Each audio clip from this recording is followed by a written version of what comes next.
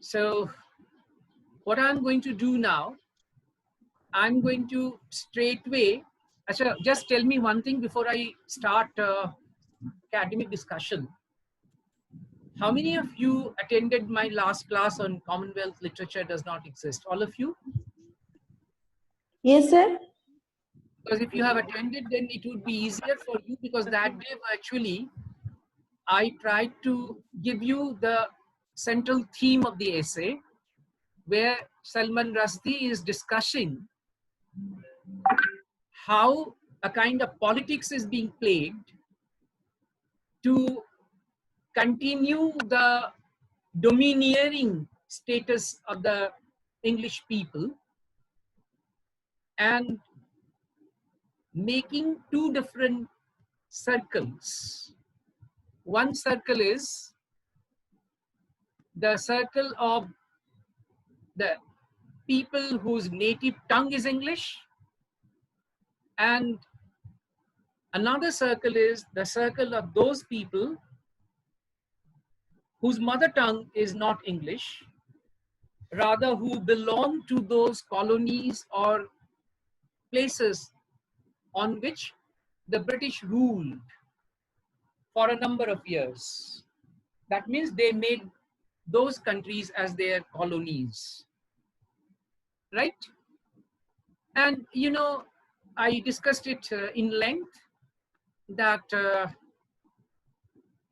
this is not really restricted to the English people. In fact, if you look at the history of civilization, even today, majority of the countries, majority of the societies, majority of the politicians, majority of the household, everywhere, you know, a kind of power politics is being played, where always in one way or the other, an attempt is being made so that the real power always vests in the center. Okay, that means the people who are in the center, they always enjoy a kind of a privileged position. এবং এই যে এসেটা তোমাদের সিলেবাসে রয়েছে, আমার মনে হয় more or less this is also a kind of the same subject in a different manner, different way that Salman Rushdie is presenting it. And his position we have to understand, because he is a migrant writer who was by birth an Indian, settled in UK, and naturally, therefore, he has written his cousins collectively for all those people who are like him, right? Who write in English, but not Englishmen by birth. And now I'm straightway taking you to the text so that we can discuss it. And now, Mark, I'm just sharing my screen with you. Sir? Yeah. Sir, I could not understand of yesterday's class one line. Isn't this the very oddest of beast?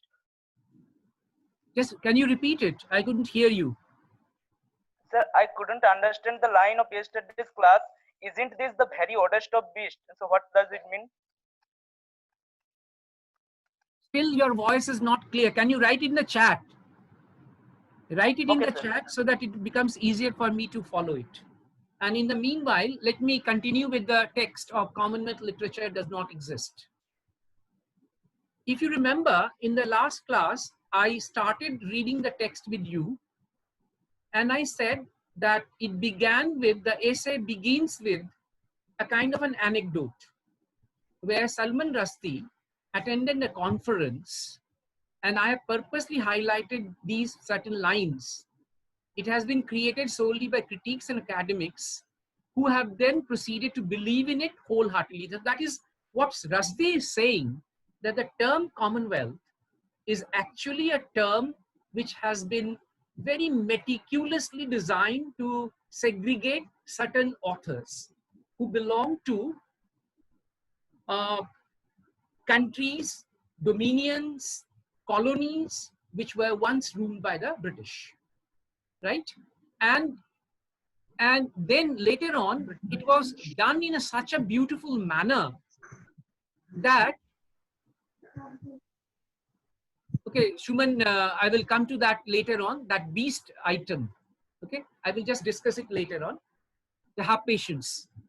Now, so I said that first, that particular term was devised, and then what happened? Uh, the critiques and academics, they also was brainwashed completely. As a result, they started using the term, and what the British wanted, what the English native people wanted, that somehow was successful. Now, Mark, I then discussed this second part. It would never do to include English literature, the great sacred thing itself. Mark that. This is a very important word that I would like you to take note of. This particular word, sacred. You know, this is a very, very common method by which you can easily put yourself on a higher pedestal. হঠাৎ করে দেখবে যেমন যারা spiritual guru হন, মানে I'm not talking about the people like Ram Krishna Paramhans. I'm talking about the modern version of people who claim that they are spiritual gurus, and actually they make big businesses, right? So just think about them, what they do, how they sell themselves to the common man. They always create a kind of a halo. হ্যাঁ, তাদের চারপাশে এমন একটা আবহ তৈরি করেন ওরা, এত ভক্ত, এমন ড্রেস, এমন সব ব্যাপার, এমন সিংহাসন, এমন চাকচিক্য, রাইট, এমন barricade that a common man cannot reach the guru. And here, mark that this particular word sacred is very important in this concept, in this particular context. The great sacred thing itself. What is sacred? English. The native English is sacred, and others are all non-sacred. They are unholy. They cannot come to the center. With this bunch of upstarts, upstart means, you know, people who have just learned something, and they just cannot really ever dare to compete themselves with the proper British or the proper English people. Huddling together, another very objectionable word is huddling.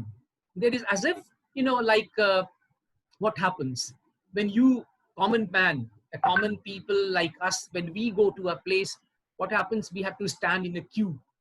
আমাদের লাইনে দাঁড়াতে হয়, আমরা ধস্তাধস্তি করি, কুস্তাকুস্তি করি।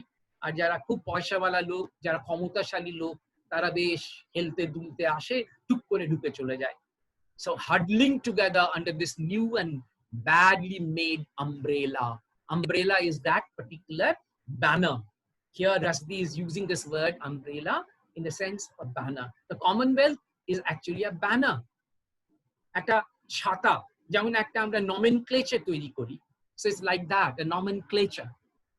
Under that, all others who are not native English, they are put together, irrespective of their talent, irrespective of which country they belong to, how well they write, what they write, doesn't matter.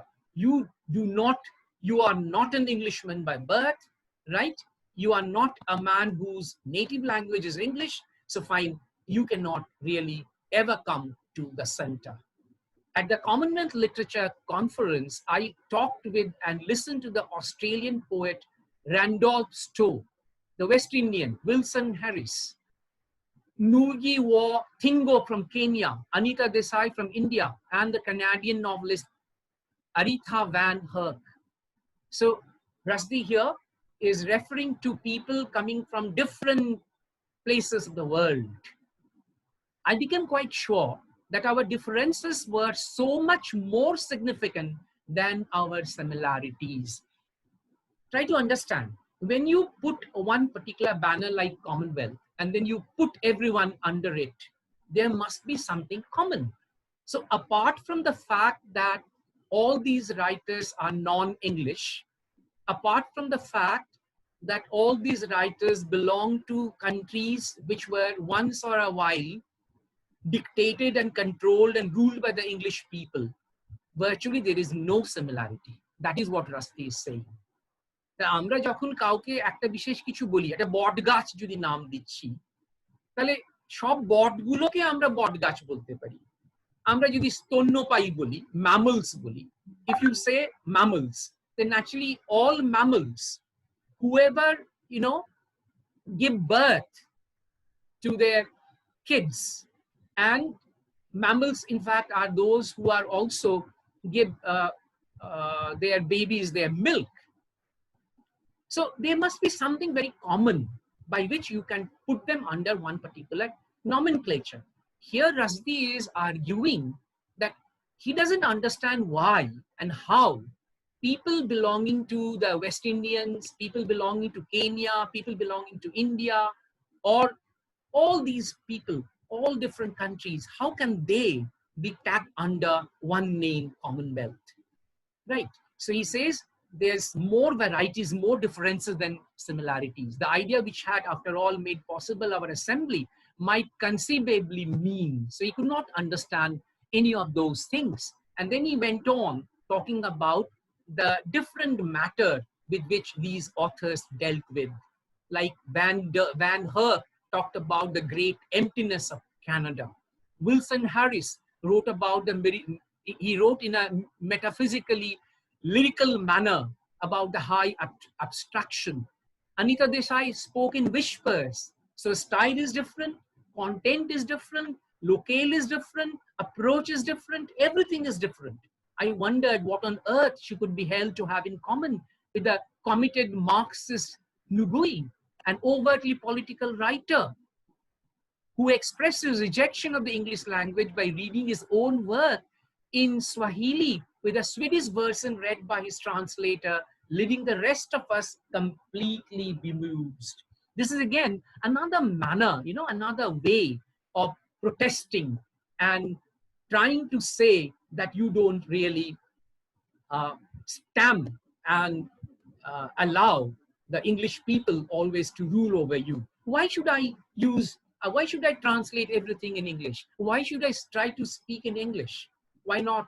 Why can't I speak in my own mother tongue? If you can't understand my language, why don't you take help of an interpreter?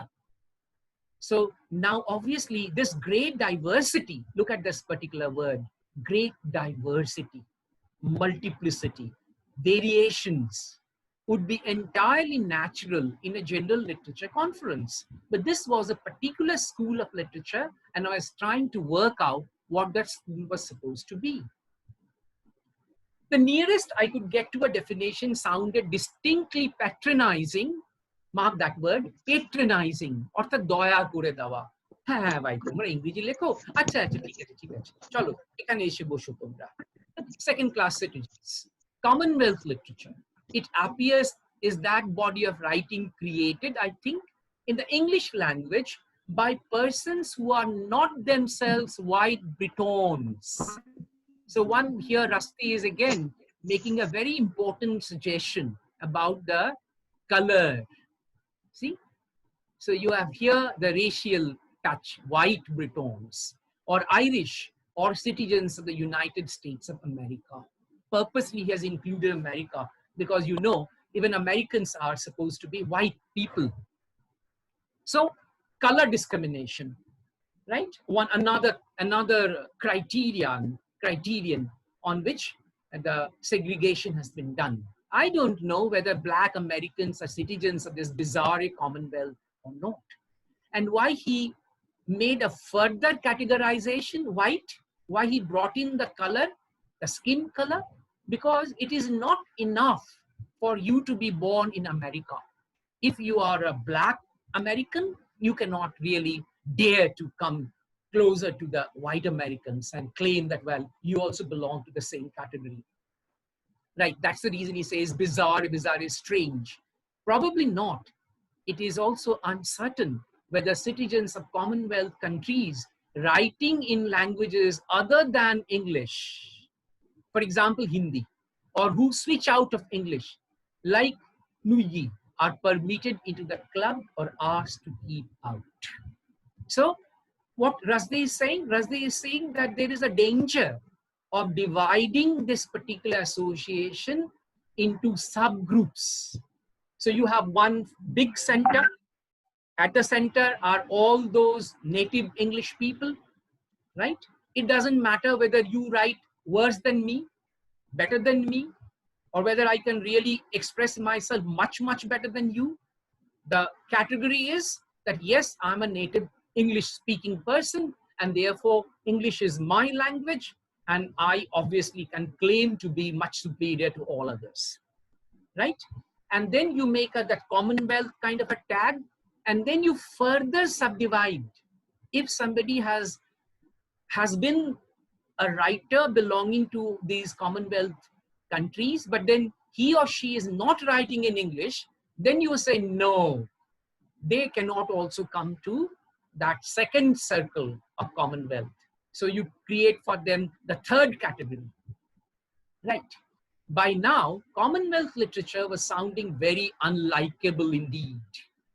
Not only was it a ghetto, and I purposely I just took out the definition. I think you can read if you look at here. This is the definition given in the dictionary. A ghetto is often, the ghetto is usually a part of a city in which members of a minority group live, typically as a result of social, legal, or economic pressure. So not necessarily a ghetto is about some kind of writers writing in a definite kind of a language. A ghetto is actually a further grouping, subgrouping, right? And obviously, who are staying in the ghetto?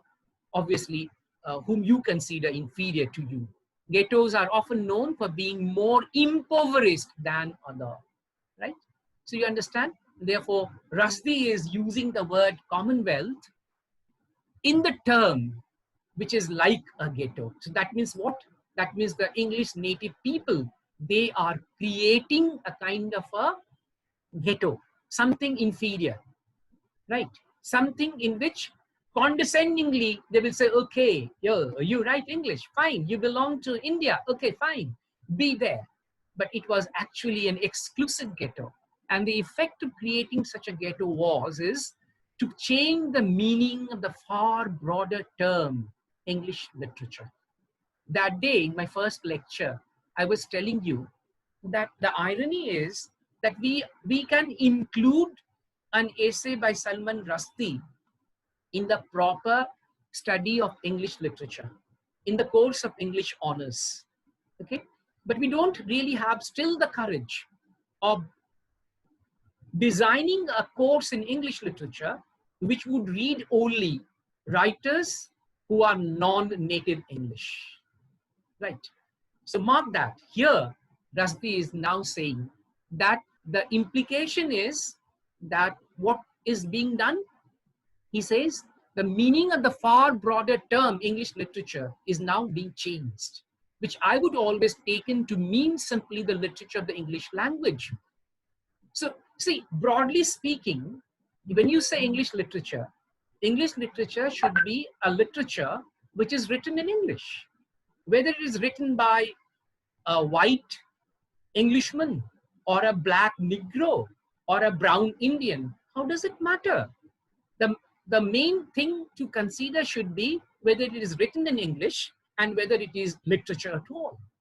But here, ironically, it is not so. So into something far narrower, something topographical. Topographical means where you are using the locale. যেখানে তুমি জায়গা ব্যবহার করছো, বিশেষ দেশ, বিশেষ অঞ্চলের কথা বলছো, nationalistic, possibly even racially segregationist. Try to understand. I just was commenting on the racialism. So you have all these different kind of characteristics and strategies employed to divide and subdivide, right? It occurred to me as I surveyed this muddle. Muddle is absolute confusion. Rusdie says, well, I just can't understand how can this particular nomenclature, Commonwealth, could really convincingly suggest a group of writers. That the category is a chimera. That's again another interesting phrase he's using. This chimera, according to Greek mythology was a monstrous fire-breathing hybrid creature. Hybrid, that is very important. Composed of the parts of more than one animal. It is usually depicted as a lion with the head of a goat protruding from its back and a tail that might end with. Okay, so he says, well, it seemed to me that Commonwealth, the term Commonwealth, can at best be described like that, a very special kind of a beast, a mythological beast, having different parts taken from different creatures and put together. That is what is Commonwealth. So he says, well, Commonwealth doesn't have anything common, apart from the fact that, yes, they belong to the countries basically on which the British ruled sometime or the other. The word has, of course, come to mean an unreal, monstrous creature of the imagination. So this is all hypothetical, but you will recall that the classical chimera was a monster of a rather special type. It had the head of a lion, which I just read out to you, the body of a goat, and a serpent's tail. This is to say, it could exist only in dreams, because actually it's a mythological, fictional creature. So Commonwealth, Mark argues, Rusdie, is also as imaginary as a chimera is. This is to say, it could exist only in dreams, being composed of elements which could only possibly be joined together in the real world. Now, the dangers of unleashing such a phantom into the groves of literature are, it seems to me, manifold. Now he talks about the consequences. What happens if you really frame this kind of a nomenclature and try to segregate many authors and put them under that banner? What are the effects? As I mentioned, there is the effect of creating a ghetto. So what you are doing something absolutely unjust.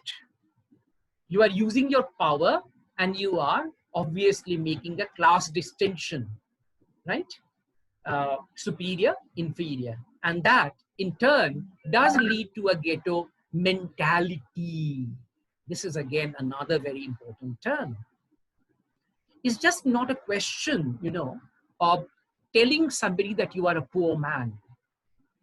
The repeated use of a word poor, like that day in my first lecture was mentioned to you that story when one rustic man was carrying a goat and some villains, the antisocial people who were trying to dupe him, they started telling that it was a goat or something else. And the repeated utterance convinced that rustic man that it must not be a donkey or something like that. So he dumped it and they took it away.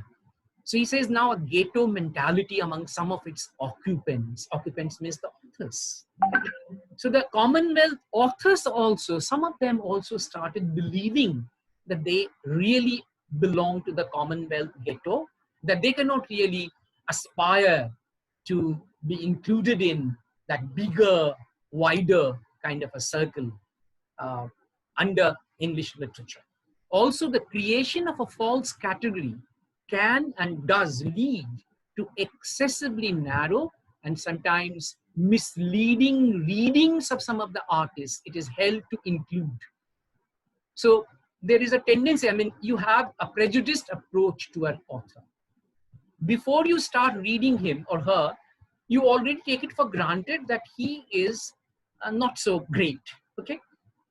That is what he's saying, that you are not reading that artist with proper attention or with the right kind of a mental setup. And again, the existence or putative existence of the beast. Now, I told you that beast is that chimera. Try to understand that beast is here obviously someone which was created merely by fancy to satisfy the ego and the power dynamics of some people, right? And this putative is the commonly accepted or supposed existence So the danger is that you have not just created that term Commonwealth for some native people. Because of its use, repetitive use, what happened is that even the authors belonging to these colonies and these places, some of them, the writers, the academicians, the professors, the teachers, the critics, even many of them started using it and believing in it, that yes, there exists the second category. And what happens in the bargain? It distracts attention from what is actually worth looking at and what is actually going on. So Rusdie is here pointing out one very, very important aspect. And that aspect is about the quality. So the moment you fix that, well, this is Commonwealth, this is not the traditional and the sacred English literature, the real canon, right? Obviously, you don't do justice to these writers and you don't exactly know what is happening. I thought it might be worth spending a few minutes reflecting further on these dangers. So I would stop sharing it here and just ask you, in case you have understood the portion that I have covered so far. Anybody has any question to ask me? Could you understand whatever we discussed so far? Sir, kindly explain the symbol of that chimera or that beast. Chimera. See, Chimera. chimera, according to a Greek mythology, is a fictitious character, a beast, right? A big beast having different organs taken from different sources. So might be the serpent's tail, head of a lion, body of the goat. Try to understand. That means what? That means that actually doesn't exist. So Commonwealth literature, according to Rusdie, doesn't exist. The title of the essay itself is Commonwealth literature does not exist. And what he means thereby? He means that, well, there cannot be any particular literature which can be brought together under a banner, because there seems to be more varieties, more differences, more dissimilarities than similarities. আমরা বিশেষ কিছু ধরনের লেখাকে যদি Commonwealth বলতে চাই, তাহলে একটা কমন ফিচার তো থাকতে হবে। শুধু এটা বললে তো চলবে না যে এদের উপর আমরা রাজত্ব করেছি বা এরা আমাদের মতো সাদা চামড়ার লোক নয়। কারণ এখানে চামড়ার বা গায়ের রঙের সঙ্গে কোনো সম্পর্ক নেই, এখানে ইংরেজি ভাষাতে লেখা সাহিত্য। So that is the reason he is using that word chimera, and he says that, and Shumon, when you asked me that question about the beast, so this is that beast. তুমি একটা জানোয়ারকে তৈরি করেছো, সেই জানোয়ারকে তুমি লেলিয়ে দিয়েছো, মাঝখানে ছেড়ে দিয়েছো, এবং দুঃখের কথা that this is being done, this is being accepted by many of the authors against whom this term is used derogatorily. Could I make it clear to you now? Yes, sir. Yeah. Why has they been called monstrous? Monstrous means what? Monster, you have an adjective. Monstrous is the adjective of monster. Monster is a devil. Monster is the devil. Okay? So try to understand, what does the devil do? The devil really harms more. So the term Commonwealth is actually harming English literature overall. It is really curbing the scope. Now what you do, actually try to understand that if you make these kind of categories, if you say that they are good, they are not good, they are sacred, they are not sacred, they are readable, they are not readable, then what you are doing, you are curbing the freedom and you are prejudicing the mentality, and thereby you are not allowing literature to really flourish properly, right? And the single motive behind it is to continue the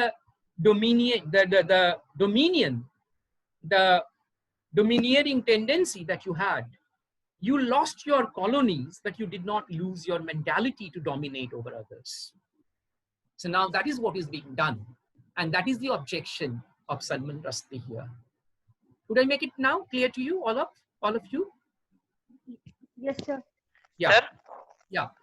Sir, why Rusdie says that this was a particular school of literature? You just read that part more, not just one phrase, particular Sir, piece. this was a particular school of literature. Particular school of literature, obviously particular school of literature. Commonwealth, you see, if you say the Commonwealth, the moment you say they are Commonwealth writers, what are you doing? You are putting them under a banner. That means your focus is more to suggest that they are non-native English writers. Obviously, the intention is very clear. You want to tell everybody before anybody can read them that they cannot be taken very seriously. They cannot really know English as we know because their mother tongue is not English. So that is that particular school of writing. Actually, Yes, sir. no such, and that is the whole argument of Rusdie in this essay. That how can you make this kind of a nomenclature, because it seems to have nothing in common apart from that geopolitical issue that yes, once upon a time the British ruled over these colonies, these places. Yes. And sir, you said Continue. Commonwealth literature was further divided into. I could not hear that part. No, that is that. Now I'm coming to that point. Subdivisions. Yeah, coming to that point. Rusdie, in that particular portion which we could cover today, says that now the problem is further complicated by the fact that some of the writers who are termed to be Commonwealth, like belonging to India or Canada or Australia, right? Now, some of them are refusing to write in English. Now, just imagine. Suppose Mohasheta Devi. Now, Mohasheta Devi is writing in Bengali. Okay. Now, what new terminology will you form for describing an author like Mohasheta Devi? Would you not even include Mohasheta Devi under the terminology Commonwealth? Because the problem is that if you say that Commonwealth writers are only they who write in English and must be from places which were once ruled by England and must be people whose native language is not English. Now, the problem is that there are many authors who are excellent literateurs, যেটাকে আমরা বাংলায় সাহিত্যিক বলি, অসাধারণ সাহিত্য যারা রচনা করেছেন, কিন্তু যারা ইংরেজিতে লেখেননি, like Premchand, for example, like Kishanchand, for example, right? So there are many people who wrote in different languages in their own mother tongue, and they were in no way inferior to people who wrote in English. Rusdie's question is, will you divide them into a third category? So you belong to the center, you are all sacred English people writing in English literature, pure, proper, immaculate English. And all others who are writing English, howsoever nice they might write, howsoever varied they might be, the style and the subject, howsoever classical they might be in their presentation, well, they are Commonwealth. And then there is a third category who are not writing in English, right? Who don't really believe that, well, everything has to be written in English. What will you call them?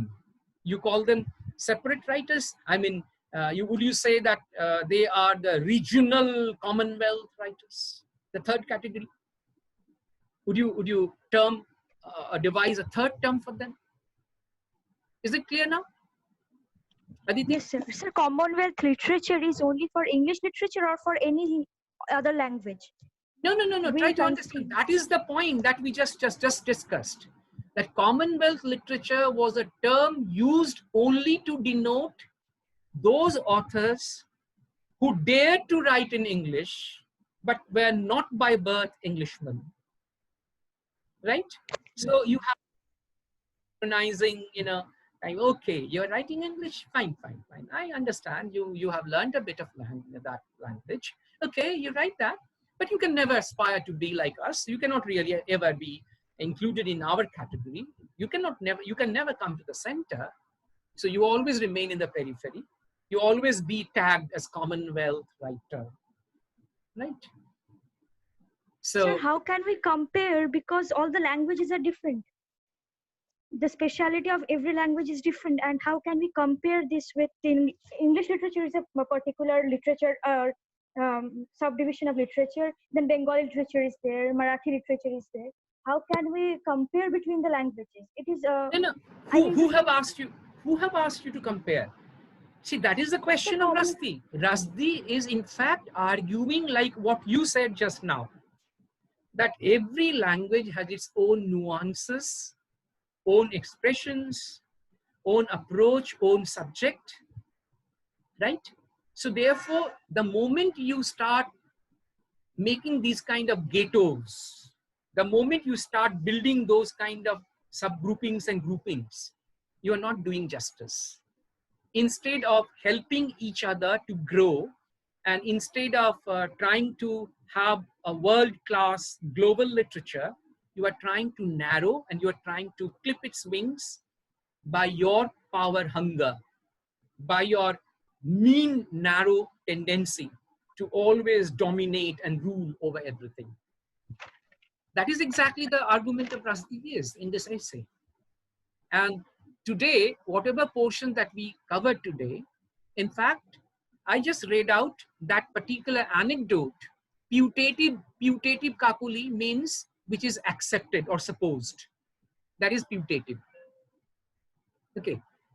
So try to understand, therefore, that here Rusdie brilliantly begins the essay by referring to an anecdote where he attended a conference, and how there itself, the language itself is very objectionable. Now, Shumon, you asked me about the upstarts. Upstart means those people who are merely, trying to do something which they should not do. That doesn't really belong to them. That is the upstart. Amra boli je oh bachari chesta korche. So you have, that very patronizing kind of a tone in that. You are not good in this, but yeah, I understand you are trying. Okay, try, like that. So they are the bunch of upstarts.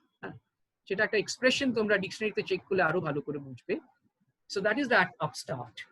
So overall, try to understand here the portion that we covered today very clearly emphasizes on the tendency of the white people whose native language is English to demean all other writers, not allow them to come closer, and in a very selfish, narrow manner, try to keep on dominating in the literature, in the language. Okay, so we are going to end the session today.